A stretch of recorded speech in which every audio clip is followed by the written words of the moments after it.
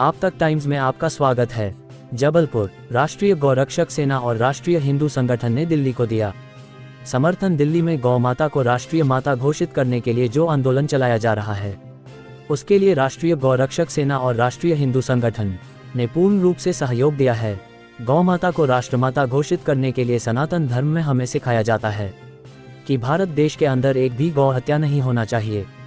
संगठन लगातार गौ माता की सेवा करना और तस्करी रोकना सारे कर निरंतर कर रहा है और आगे भी करता रहेगा। हम प्रधानमंत्री से बोलना चाहते हैं कि भारत देश में एक भी गाय नहीं कटेगी और गौ माता को राष्ट्रीय माता का दर्जा दिया जाए।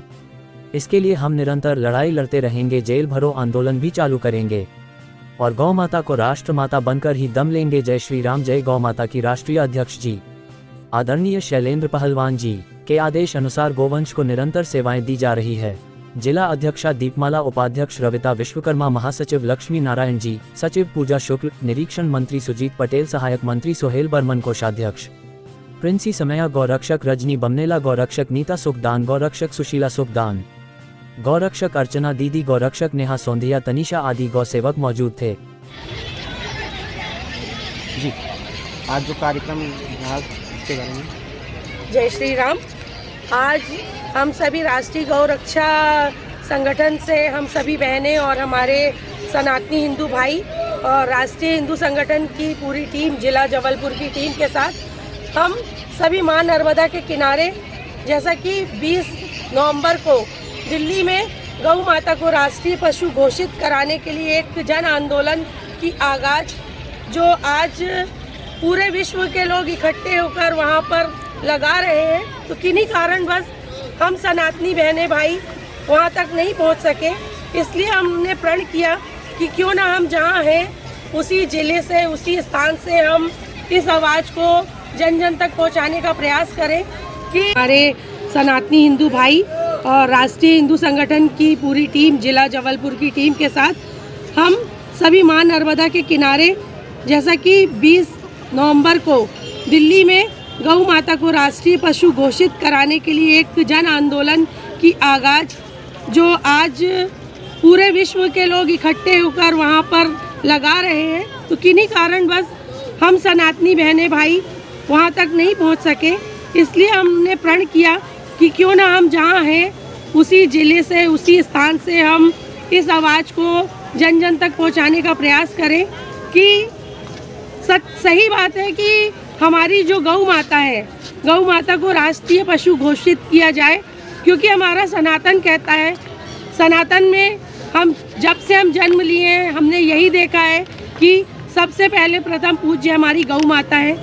किसी भी अच्छे कार्य को करने के लिए गौ माता से ही शुरुआत होती है। गौ मूत्र से लेके गौ माता के गोबर तक का यदि हम माने तो ये वेद पुराण और पूरे समझ लीजिए पूरे इतिहास में ये बात है कि गौ माता से ही जीवन का तरण और तारण है। तो गौ माता को राष्ट्रीय पशु घोषित किया जाना चाहिए और जन जन तक यह आवाज़ जाना चाहिए कि जब तक हमारी गौ माता सुरक्षित नहीं है तो ना देश सुरक्षित है और ना ही तो कोई संविधान सुरक्षित रह पाएगा।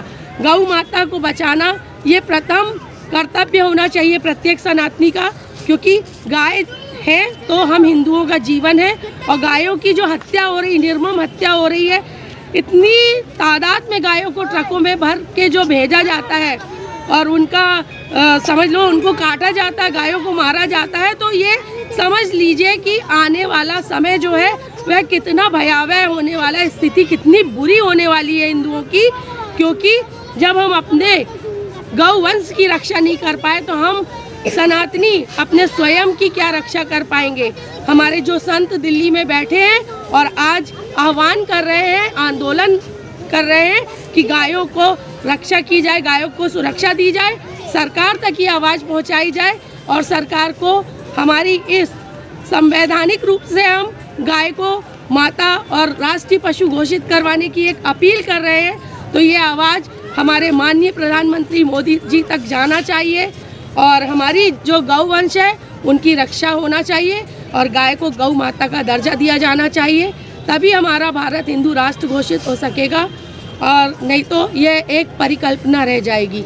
मैं रविता विश्वकर्मा, राष्ट्रीय हिंदू संगठन प्रदेश प्रभारी झारखंड।